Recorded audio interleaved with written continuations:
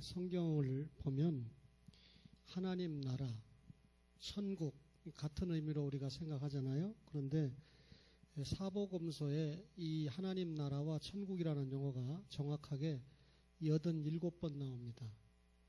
그런데 우리가 로마서부터 유다서까지를 서신서라고 말하지 않습니까? 그 서신서에는 하나님 나라나 천국이라는 단어가 정확하게 10번 나옵니다. 사복음서에 훨씬 더 많이 나온다는 말이죠. 그런데 교회라고 하는 용어, 에클레시아라고 하는 용어는 사복음서에는 딱 2번밖에 안 나와요. 하나님의 나라는 많이 나오지만, 그런데 서신서에는 무려 88번이나 교회라고 하는 단어가 등장을 하고 있습니다. 그러면 이런 수치를 볼 때 서신서는 하나님 나라나 천국을 무시하는 것이 아닌가. 또 이 사도들의 주 관심사가 예수님의 주 관심사였던 하나님 나라를 무시하는 것이 아닌가라는 오해를 불러일으킬 수 있습니다. 오늘 이 말씀을 통해서 좀 해명을 하려고 하는데, 우리가 사도행전 2장에 보면 성령 강림 사건, 오순절 성령 강림 사건을 기억하지 않습니까? 근데 성령님이 임하시면 어떤 역사가 일어났느냐고 하면, 다시 말하면 성령님이 임했다라고 하는 것을 우리에게 확실하게 알려주기 위해서 많은 이적들이 사도행전에 기록되는 것을 우리가 보게 됩니다. 성령님을 통한 이적이죠. 그래서 사도행전을 우리가 성령행전이다 이렇게도 말씀을 하는데, 예수님께서 이 땅에 오셔서 사생애와 공생애를 사셨는데, 공적인 사역에서 예수님이 많은 사람들을 고쳤지요. 병자를 고쳤지요. 예를 들면 누가복음 5장 17절을 한번 보세요, 여러분. 누가복음 5장 17절을 보시면 뭐라고 기록을 했느냐고 하면, 하루는 가르치실 때 갈릴리의 각 마을과 유대와 예루살렘에서 온 바리새인과 율법 교사들이 앉았는데, 그 다음 뭐라 그랬어요? 병을 고치는 주의 능력이 예수와 함께 하더라. 여기 주의 능력이, 이 주의 능력은 성령의 능력을 말씀합니다. 성령의 능력이 예수님과 함께 했다 그 말인데, 그 말은 예수님이 공적인 사역을 감당할 때 많은 병을 고치는 사역을 누가 함께 하셨기 때문에, 성령님이 도와주셨기 때문에 가능했다 그 말입니다. 그러니까 많은 이적들은, 성령님을 통해서 나타난 많은 이적들은 예수님이 구약 내내 메시아로 기다렸는데, 유대인들이 기다렸는데, 그 예수님이 하나님의 아들 그리스도다라고 하는 것을 입증하는 사건이었습니다. 다시 말하면 성경에 나타난 많은 이적들이 뭘 이야기하냐면, 그 이적을 통해 예수님이 많은 이적을 행하심으로 말미암아 예수님의 존재와 예수님의 사역을 말씀하는데, 특별히 뭘 강조합니까? 하나님 나라를 증거하기 위해서 그런 이적들이 동원되었다 그 말입니다. 여러분, 성령님의 사역을 통해서 첫 번째 보혜사가 누굽니까? 예수님이죠. 하나님과 인간 사이에 중요한 중보자 역할을 한 보혜사가 예수님입니다. 두 번째 보혜사가 누구냐면, 오늘 읽어드렸던 요한복음 15장 26절을 보세요. 요한복음 15장 26절에 보면, 내가 아버지께로부터 너희에게 보낼 보혜사, 내가 보냅니다. 예수님이 보내죠. 아버지께로부터 나오시는 진리의 성령이 오실 때 그가 하는 일이 뭡니까? 그가 나를 증언하실 것이요 그랬습니다. 그러면 두 번째 보혜사가 누굽니까? 성부와 성자께서 보내시는 성령님이 두 번째 보혜사가 되는 거죠. 그러면 두 번째 보혜사인 성령님이 이 땅에 오셔서 무슨 일을 하시는 거냐? 첫 번째 보혜사인 예수님은 무슨 일을 하셨느냐? 여러분, 예수님께서 이 땅에 오셔서 이 33년 동안 사셨는데, 그가 이루신 중요한 사역이 뭐냐면, 하나님 나라의 시민이 될 수 있는 여건을 다 만들어 놨습니다. 그러니까 예수를 믿으면 우리가 구원이죠. 하나님의 자녀가 되죠. 하나님의 자녀가 되어야 하나님 나라 시민이 될 거 아닙니까? 그러니까 하나님 나라가 되는 여건이 뭐죠? 예수님이 십자가에 못 박혀 죽으시고 사흘 만에 부활했습니다. 그렇다고 다 하나님 나라 시민이 됩니까? 기본적인 여건은 예수님이 다 만들어 놨죠. 그런데 하나님 나라의 시민이 되도록 하는 분은 누굽니까? 두 번째 보혜사인 성령님이 이루신 일이다. 그러면 이제 이해가 될 겁니다. 성령님께서는 실제로 예수님께서 다 이루어 놓으신 하나님 나라 여건에 구체적인 구성원이 되도록 결과적으로 역사하시는 분이 누구다? 성령님이다. 그 말이죠. 그렇다면 여러분, 우리가 예수 믿으면 하나님 나라 시민이 되죠. 또 많은 사람들이 예수 믿고 하나님 나라 시민이 되면 결과적으로 뭐가 확장되는 겁니까? 하나님 나라가 확장되는 겁니다. 그럼 하나님 나라가 확장되는 일에 결정적으로 누가 역사를 합니까? 여건은 첫 번째 보혜사가 만들었고 실질적인 확장의 역사에 관여하는 분이 성령님이다 라고 하는 것을 여러분이 기억을 하실 겁니다. 그러면 다시 한번 정리하면 중요한 사복음서에서 예수님이 이 땅에 오셔서 자신의 존재를 알렸죠. 또 예수님이 자신의 사역을 통해서 말씀을 통해서, 특별히 사역 중에 말씀을 통해서 하나님 나라를, 천국을 여러 가지를 통해서 알려주시지 않았습니까? 그러니까 예수님께서 이 땅에 오셔서 하나님 나라를 출발시켰다면 사도행전에 나타나는 성령님은 그 하나님 나라를 확장시키는 역사, 그러니까 하나님 나라를 세우고 하나님 나라를 확장시키는 역사를 성령님이 감당을 하셨다. 그 말입니다. 어렵습니까, 여러분? 설교를 그동안 여러 번 들었거든요, 여러분들이. 제가 지난주 금요일 날 성경대학을 시작하면서 창세기 강해를 했는데 파편적으로 창세기에 대해서 말씀을 들었던 여러분들이 그날 종합적으로 짧은 시간이지만 제가 강의안을 만들어서 창세기를 강의하니까 아는 것 같지만 은혜가 됐다, 이런 말씀을 했습니다. 그런데 그날 제가 창세기의 구조 가운데 하나인 톨레토토 구조를 간단하게 설명했는데 주일 오전에 톨레토토가 역사인가 족보인가 라고 하는 설교를 들었어요. 짧은 시간에 들었죠. 놓쳤을 수 있습니다. 그런데 그날 들으면서 다시 확인하니까 은혜가 됐다. 그런데 공교롭게 기도하신 장로님이 어제 토요일 예배를 갔는데 어떤 목사님이 톨레토트를 가지고 설교한 거예요.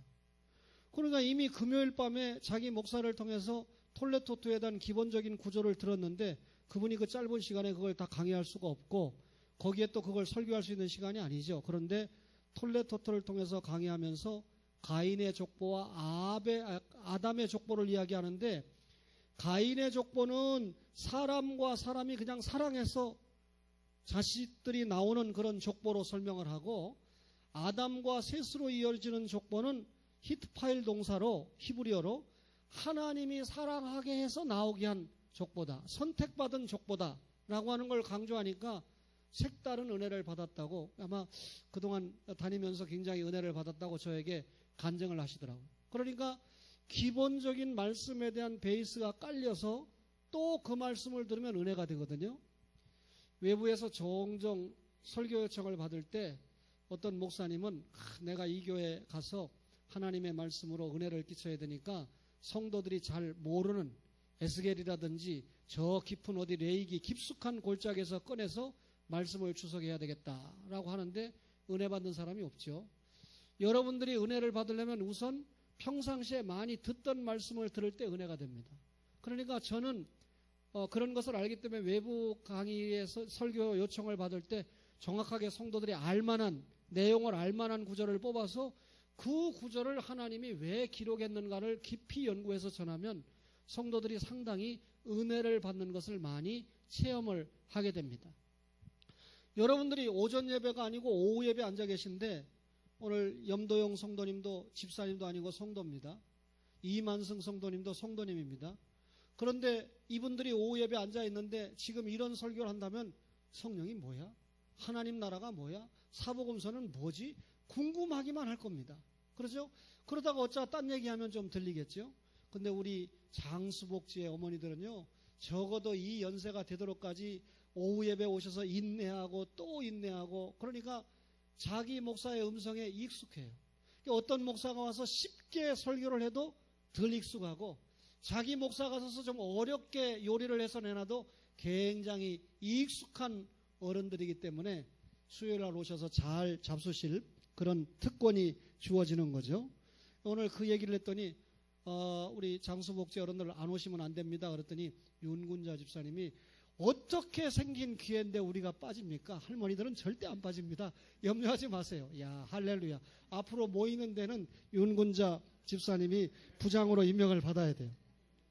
저는 또 연세가 드셨다고 춥다고 안 오실까 봐 얼마나 걱정을 하고 있습니까? 믿음이 부족해가지고.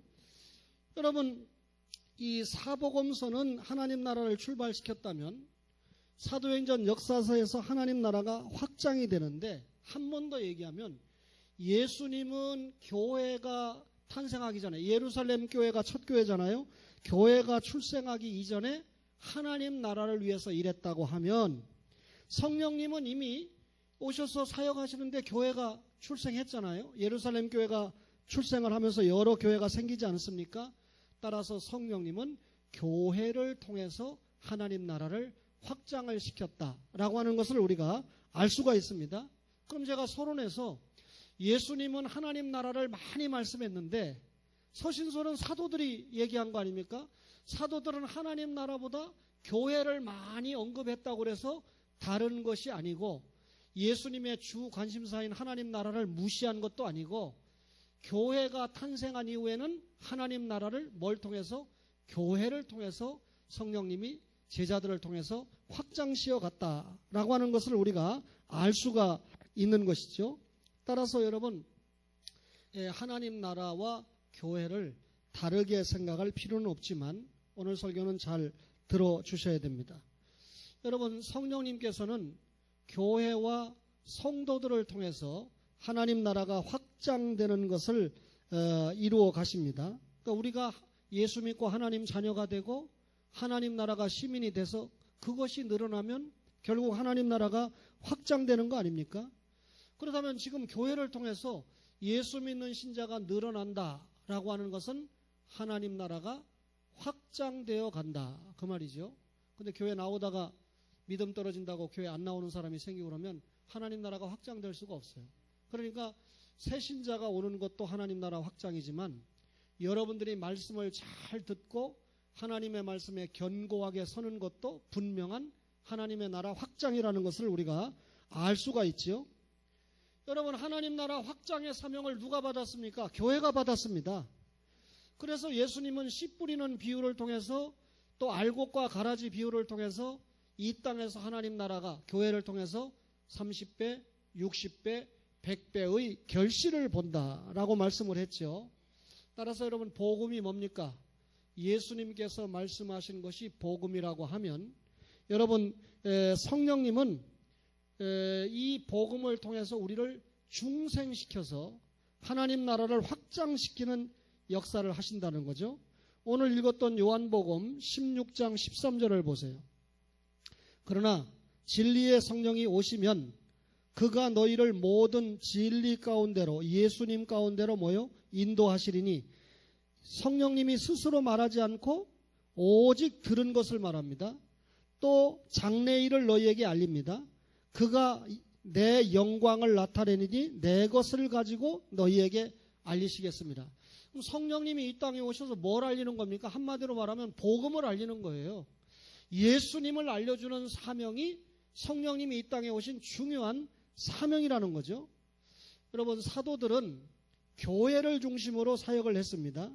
그러나 교회를 중심으로 사역하지만 오늘 목사가, 예수님의 제자들이 교회를 통해서 역사를 했지만 교회에서 지 얘기나 지 간증을 한 것이 아니라 성령님께서 주신 복음, 예수님, 하나님 나라, 천국 복음을 전해서 하나님 나라를 확장시키는데 최선을 다했다는 거죠.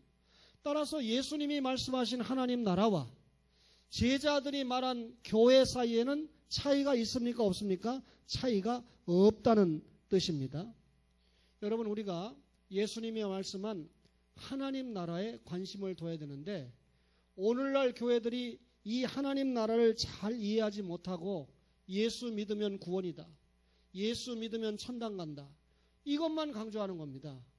예수 믿으면 구원받고 예수 믿으면 천당 가고 예수 믿으면 영생한다 까지 가르치면 안 되고, 예수 믿고 구원받았으면 이 땅에서 하나님 나라의 일꾼으로 충성, 봉사, 헌신, 희생, 성도 간의 사랑을 해야 된다, 이걸 가르쳐야 된다는 거죠. 그렇죠? 여러분, 우리가 예수 믿고 구원은 결국 하나님 나라 일꾼이 되는 게 목적이다 그랬습니다. 여러분, 이 하나님 나라 사복음서에서 예수님이 강조했습니다. 교회, 성령님을 통해서 사도행전에서 확장되는 역사였습니다. 동일하다고 그랬죠. 따라서 여러분, 우리가 교회를 통해서 교회를 확장시키는 게 아니라 뭘 확장시켜야 되죠? 하나님 나라를 확장시켜야 됩니다. 또 잘 들어야 됩니다. 예수님의 제자인 바울이 뭐라고 그랬습니까? 교회의 머리는 누구다? 예수님이다. 교회는 뭐다? 머리가 예수님이고 교회는 몸이라고 그랬습니다. 성도는 가지라고 그랬습니다. 그런데 오늘날 교회를 잘 생각해 보세요. 머리가 되시는 예수님을 높여서 하나님 나라를 확장시키려고 하지 않고 그 교회의 몸만 확장시키려고 그러죠.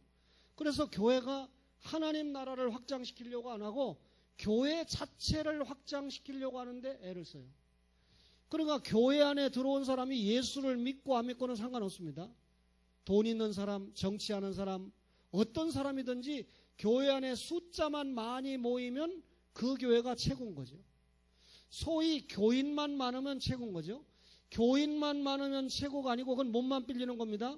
교회 안에 뭐가 많아야 됩니까? 성도가 많아야 진짜 하나님이 원하시는 하나님 나라 확장을 위해서 힘쓰고 애쓰는 교회가 된다라고 하는 것을 우리가 알 수 있지 않습니까?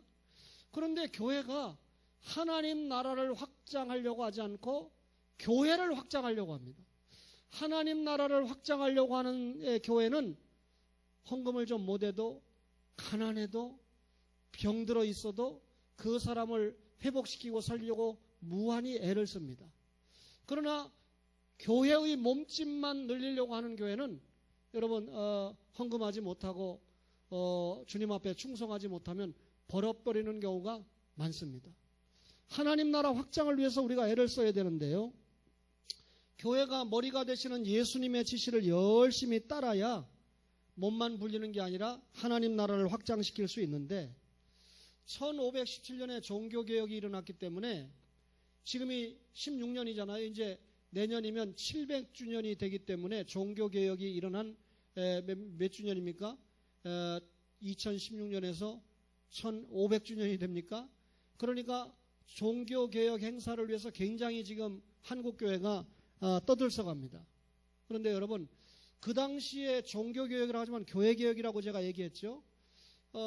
로마 천주교회가 이 하나님의 복음을 교회를 중심으로 옮겨놨습니다. 말씀 중심이 아니고 성경 못 읽게 했거든요. 성경이 독일어로 번역되는 것을 막았거든요. 라틴어는 신부들만 읽을 수 있는 거거든요. 성도들은 성경 못 읽게 했어요. 성경 중심이 됩니까? 안 됩니까? 절대 안 되죠. 성경을 알리니까 하나님 중심이 될 수가 없어요. 그러니까 뭡니까? 교황 중심, 인간 중심이 되고 천주 교회 중심, 하나님 나라하고 관계없어요. 천주 교회 중심입니다. 그러니까 이 교회 중심에서 하나님 말씀 중심으로 바꾼 것이 교회개혁, 종교개혁 아닙니까? 오직 성경 아닙니까? 그러니까 오늘날 여러분과 저가 교회당 불리기 중심이 아니라 하나님 말씀 중심으로 다시 되돌리는 것이 한국교회 제2의 종교개혁으로 필요하다라고 하는 것을 우리가 알 수가 있습니다. 여러분, 소두증 때문에 요즘 굉장히 걱정인데 어떤 질병이 나올 때 신명기를 읽어보세요. 하나님이 여러 질병으로 하나님의 말씀에 불순종한 자들을 심판하는데 어떤 질병이 나올 때 그걸 극복해버리면, 우리 지난번에 무슨 전염병이 왔었죠? 우리나라에 메르스가 왔었죠. 그거 극복하니까 지금은 또 소두증 이 감염 때문에 또 지금 온 세상이 지금 들썩거리지 않습니까? 영적으로 보면 하나님이 인간의 범죄에 대한 심판이라고 하는 것을 우리가 알 수가 있는데요. 여러분, 머리는 작고, 머리가 되시는 예수님은 작고, 교회가 몸만 키우는, 그러니까 교회 가면 예수님이 계시고 예수님이 말씀하시고 그 말씀대로 순종하고, 이게 하나님 나라인데, 교회 가도 예수님 말씀이 없고 다른 종교 혼합주의, 다원주의 다 인정하면서 그냥 이 교회 나오는 것을 교양수단의 하나로, 복받기 위한 수단으로 이렇게 신앙생활을 하는 교인들이 많이 늘어나고 있다. 이게 오늘날 한국교회를 이만큼 힘들게 하고 있는 거 아닙니까? 따라서 개혁이 필요한데, 그 개혁이 뭡니까? 교회 중심에서 뭘로? 성경 중심으로. 성경 중심에서 뭘로? 모든 것을 출발시킨 하나님 중심으로, 하나님 절대 주권 중심으로. 그러니까 순서가 뭡니까? 하나님 중심, 성경 중심, 그 다음에 교회 중심인데, 그 교회 중심이라는 것도 여러분과 저가 교회를 통해서 교회를 확장시키는 게 아니라 뭘 확장시키는 거? 하나님 나라를 확장시키는 개념으로 그렇게 이해를 하셔야 된다, 그 말입니다. 그러면 교회 중심을 하나님 나라 확장으로 이해를 한다 그러면 여러분들이 교회에서 예배 드리죠? 얼마나 경건해요? 지금 조는 분도 없죠? 그죠? 말씀 열심히 듣잖아요? 오전 예배, 오후 예배를 통해서 말씀으로 무장하잖아요? 부족하다고 느끼는 분들만 겸손해서 새벽에도 수요일도 금요일도 나와서 말씀 또 듣잖아요?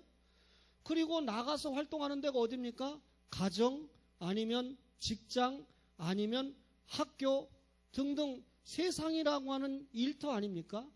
그러면 하나님 나라를 확장시킨다고 할 때 우리가 어떻게 합니까? 교회에서 받은 말씀을 이 세상에 나가서 적극적인 삶으로 보여야 되잖아요. 빛과 소금, 주님이 말씀한 거 아닙니까? 그래서 여러분, 사도 바울이 예를 들면 로마서를 기록했다. 1장부터 11장까지는 교리라고 그랬죠.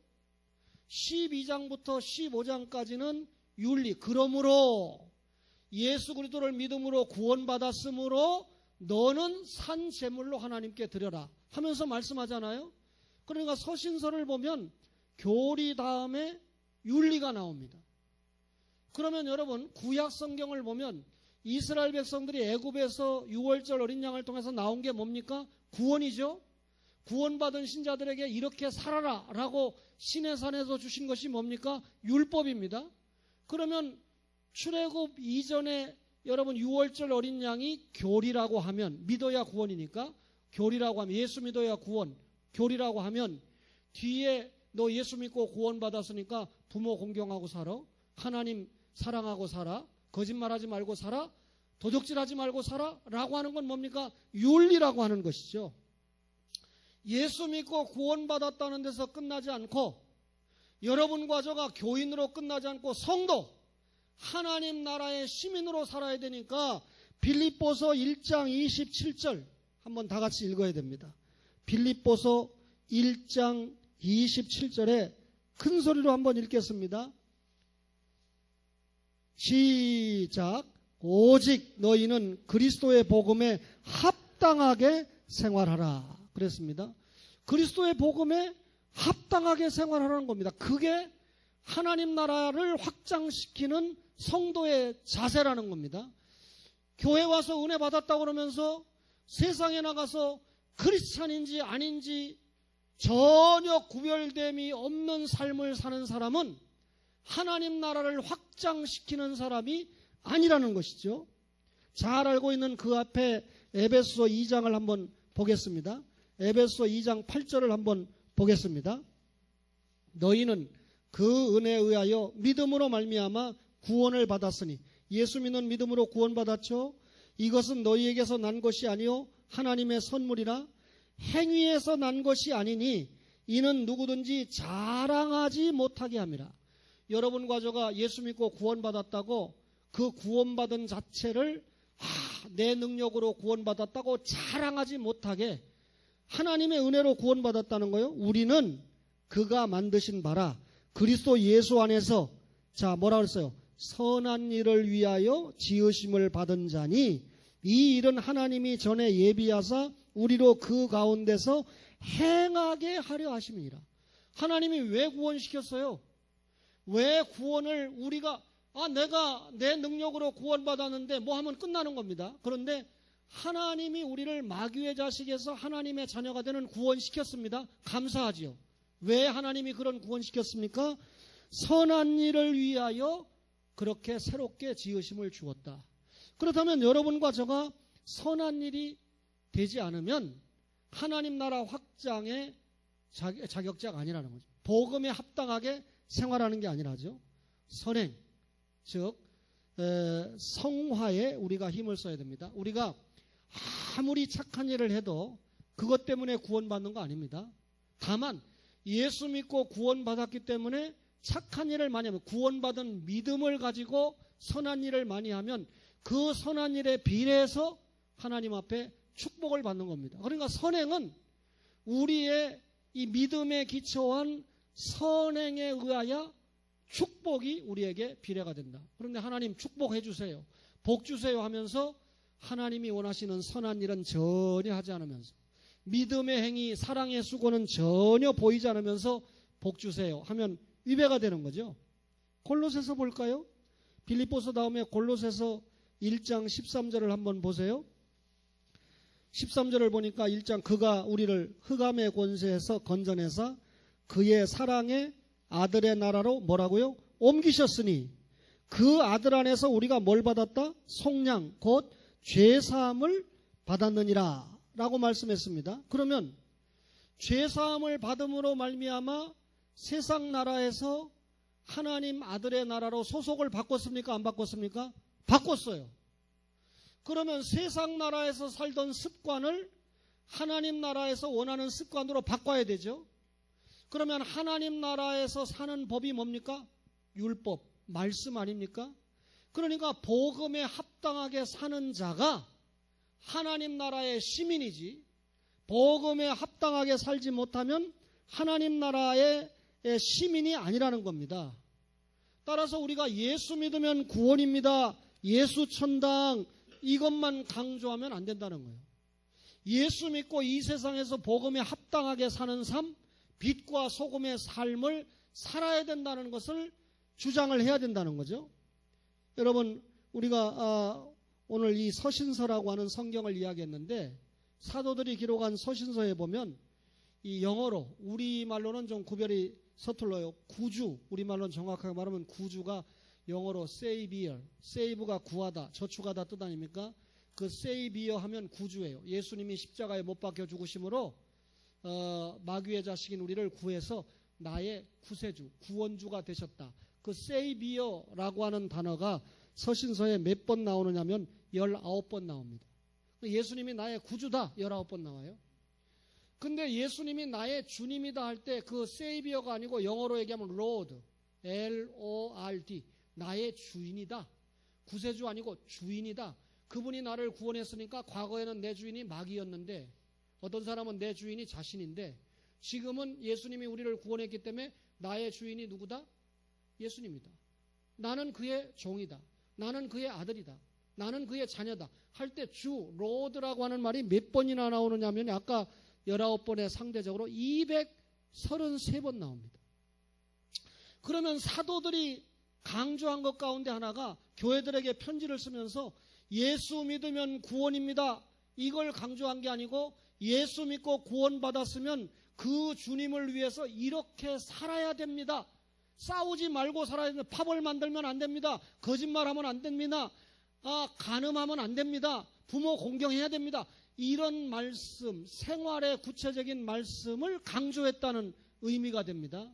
그러니까 이미 사도들이 예수 믿고 구원받은 사람들에게 주신 편지가 서신서라는 걸 알 수가 있어요. 그러면 여러분과 저가 예수님을 어떻게 모셔야 됩니까? 당연히 나의 구세주로 우리가 고백해야 되죠. 나를 구원하신 구세주로 고백해야 되죠. 그 다음 그런 고백이 끝나면, 위대한 고백이 끝나면 뭐가 나와야 됩니까? 진실한 행위가 나와야 되는 거죠. 그 예수님을 주님으로, 구세주로 고백한 합당한 삶이 나타나는 것이, 내가 주님은 나를 구원하셨으니까 이제부터는 나의 주님이 됩니다. 나는 종이에요. 종이 무슨 권한이 있어요? 주인이 시키는 대로 해야지. 그렇죠? 주인이 시키는 대로 해야 되는데 우리 주님께서 우리에게 믿음의 자유의지를 주셔서 어떤 때는 스스로 너 찬양해, 너 기도해 이렇게 하는 우리 스스로 알아서 기도하고 스스로 알아서 전도하고 스스로 선한 일을 할 수 있도록 역사하시는 분 아닙니까? 그렇죠? 따라서 여러분 우리가 예수 믿고 구원 이것만 강조하면 인간 중심이 돼요. 근데 예수 믿고 구원받은 사람이 하나님 나라 일꾼으로 살아야 돼 라고 할 때는 하나님이 중심이 됩니다. 그러니까 하나님 나라 확장을 위한 일꾼이 돼야 된다 할 때 항상 중심은 뭡니까? 하나님입니다. 근데 하나님 나라는 얘기하지 않고 예수 믿고 구원받으면 천국에 와서 다시는 눈물도 슬픔도 죽음도 없는 그곳에서 영원한 생명을 누리고 행복하게 삽니다. 이것만 강조하면 철저하게 인간 중심이죠. 하나님 어디 강조 안 하잖아요. 여러분과 저가 예수 믿고 구원받았으니까 지금부터 하나님 나라 일꾼으로 살아야 된다. 근데 여러분 참 여기에 중요한 문제가 있거든요. 여러분과 저에게 삶의 균형이 있어야 되거든요. 제가 우리 김 목사님 형님이 금식 기도하다가 돌아가신 그 스토리를 통해서 여러 이야기를 쓰면서 금식 기도가 중요하지만 균형 잡힌 금식 기도였다면 그것 때문에 생명을 잃어서는 안 되지 않느냐. 어떤 사람은 기도만 열심히 합니다. 우리 김명자 권사님, 김병준 장로님이 옛날에 죄를 졌을지도 몰라요. 우리가 알고 있는 가까이 사는 분은 1년 12달 보면 뻑하면 기도한다고 앉아 계신데 우리 목사님은 뻑하면 기도한다고 앉아 있는 것보다 책상에 앉아 있는 게 많다. 기도를 강조했으면 나를 정죄했겠죠. 근데 그렇게 강조한 분은 어떻게 됐죠? 참 회개 안 하면 그분이 천국 갈지 안 갈지 모를 정도예요. 지금 제가 볼 때. 그러니까 말씀에 파묻히지 않고 기도하는 사람이 참 위험하더라. 말씀이 기도하게 하고 말씀이 전도하게 하고 말씀이 교제하게 하고 말씀이 부부 생활하게 하고 말씀이 부모를 공경하게 하고 말씀이 친구를 사랑하고 말씀이 중심이에요. 그러니까 말씀을 중심으로 해서 모든 것이 생활에서 뭘로 나타나야 됩니까? 균형으로 나타나야 되는데 어쩌다가 방언을 받았습니다. 그러니까 방언 못하는 사람은 다 사기꾼이라고 치는 거예요. 그 문제죠. 또 어떤 교수는 신학교에서 방언은 쓰레기다. 방언을 강조하는 것들은 마귀 새끼다. 또 이렇게 얘기해가지고 강의를 못하는 교수도 있어요. 근데 여러분 목사는 뭐라고 얘기합니까? 방언도 은사입니다. 근데 보니까 방언만 강조하는 사람이 있거든요. 방언도 은사입니다. 그런데 성경에 더 중요한 은사가 뭐죠? 예언의 은사, 말씀의 은사 아닙니까? 그걸 정확하게 가르쳐 놓고 방언의 은사도 은사입니다. 그런데 뭡니까? 내가 가르친 강의 내용은 그걸 너무 강조하는 것은 핫바리 은사를 강조하는 거다. 내가 그 말은 안 했지만 그 말 한 거 아닙니까? 그러니까 나에 대해서는 시비 안 해요. 그러니까 쫓겨나지 않아요. 그런데 방언은 쓰레기 은사다 이렇게 말해가지고 쫓겨난 사람이 이 암흑의 교수, 기 암흑의 교수요. 내가 어떻게 구해줄 수가 없어요. 어떻게 그게 쓰레기냐? 필요 없는 거냐? 방언하는 사람 어떻게 마귀 새끼냐? 그것도 성경의 은사는 은사인데 방언 못한다고 전혀 문제될 거 없습니다. 왜? 은사는 은사인데 저 밑에 은사니까. 그런데 말씀을 모르고 말씀을 못 전하면 이건 보통 문제가 아닙니다. 왜? 최고의 은사를 놓쳤으니까. 선교의 헌신 예배인데요. 이런 말씀을 통해서 우리가 이 세상에서 살아가는데 이게 문제. 교회 왔을 때는 문제가 이 시간에 담배 피는 사람 어디 있겠어요? 내 앞에서. 하나님의 이 사자 앞에서. 이 시간에 술 먹은 사람 어디 있겠어요? 술 먹은 사람 있으면 예배 참석 안 했겠지. 다 말씀 잘 듣고 신앙생활 잘하는 것 같아요. 이 시간에 거짓말할 여가도 없잖아요. 그죠? 그런데 여러분 주님이 뭐라고 얘기합니까?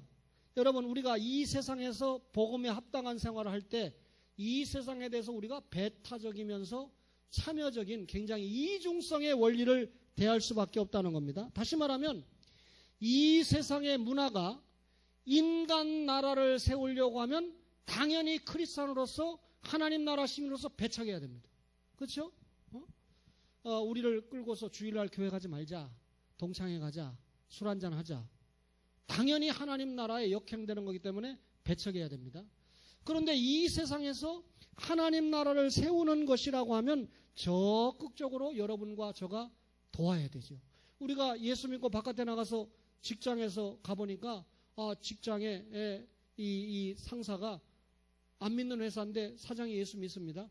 자기 회사 예배실을 만들려고 하고 또 예배를 드리자 그러면 교회가 아니지만 세상에 가서도 적극적으로 하나님 나라를 세우려고 하는 문화에는 적극적으로 회사에서 기도의 모임이 있다든지 혹은 신우의 모임이 있다든지 하면 적극적으로. 그러니까 이 세상 나라가 이 세상에서 살 때 하나님 나라의 역행이 되면 배척, 하나님 나라를 세우려고 하면 협력. 그러니까 똑같은 세상을 보는 관점이지만 긍정이 있고 부정이 있다는 것입니다. 그러니까 여러분과 저가 굉장히 이 세상 삶을 살아가는 게 힘이 들어요. 시편을 보면 긍정이 있고 부정이 있잖아요. 해야 될 일이 있고 해서는 안 되는 일이 있잖아요. 여러분, 결론을 말씀드리면 예수 믿고 구원받으면 다다라고 하는 의식은 곤란합니다. 예수 믿고 구원받았으면 다음 단계가 뭡니까? 내가 거룩하니 너희도 거룩하라. 성화생활로 들어가야 됩니다. 그리고 여러분, 성화생활을 하다가 사명을 감당하다가 최종적으로 도착하는 지점이 뭡니까? 영화의 지점 아닙니까? 주님을 만나는 지점 아닙니까? 그때 성화를 통한 사명을 얼마나 잘 감당했느냐에 따라서 천국 영생은 믿음으로 주어졌지만 하늘 상급은 거기에서 결정이 된다. 그 말이죠. 단순히 예수 믿고 구원받는 것으로 천국행 티켓을 받는다라고 하는 것으로 강조한다면 기독교 복음은 정말 값싼 싸구려 복음이 될 것입니다. 여러분들이 진짜 이 복음이 고가의 진주, 보배의 복음이 되게 하려고 하면 우리가 이 복음을 받은 대로 오전에 성도 간에 사랑하자. 사랑하는 거예요. 그죠? 정말 어른들을 사랑하고 형제를 사랑하고 깨끗하게 생활로 나타날 때 그것이 여러분 하나님 나라에 합당한 삶이 되는 것 아니겠습니까? 따라서 우리가 주님의 복음을 제시할 때 영적인 복음임과 동시에 윤리적인 복음이 되어야 됩니다. 예수 믿으면 이렇게 달라져야 되는 거죠. 그렇죠? 따라서 여러분, 우리가 오늘 이 선교회 헌신 예배를 통해서 단순히 교회 몸집만 불리는 것은 주님의 뜻이 아니다. 이 교회를 통해서 하나님 나라를 불려야 된다. 그 하나님 나라를 확 건설하고 하나님 나라를 확장하는 것을 주님이 어디에 맡겼다? 교회에 맡겼다.